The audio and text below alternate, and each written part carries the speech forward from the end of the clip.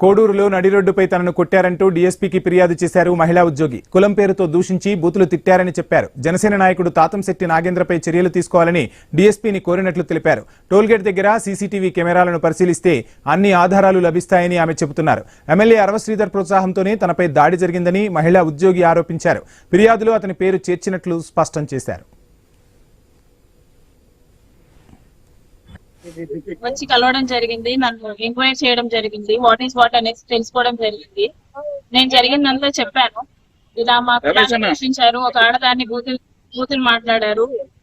మా బుద్ధి తప్పు చేసింది సార్, దేంట్లో తక్కువ సార్ మాకు చెప్పేసి నేను కూడా ప్రశ్నించడం జరిగింది. పోలీసు వారు చాలా సానుకూలంగా స్పందించారు, మమ్మల్ని మంచి హాస్పిటాలిటీ చేశారు. ఇంకా ఎంక్వైరీకి కోఆపరేట్ చేయమని చెప్పేసి అడిగారు. నేను కూడా కోఆపరేట్ చేస్తానని చెప్పాను. ఫర్దర్ గా ఈ విషయంలో తాతంశెట్టి నాగేంద్రాన్ని కూడా పిలిపించి అడగాల్సిందిగా నేను కోరుకుంటున్నాను. పోలీస్ వాళ్ళని క్వశ్చన్ గా అడిగారండి, ఎక్స్ప్లెయిన్ చేయండి, ఎలాబరేట్ చేయండి అని చెప్పేసి నన్ను అడగడం జరిగింది.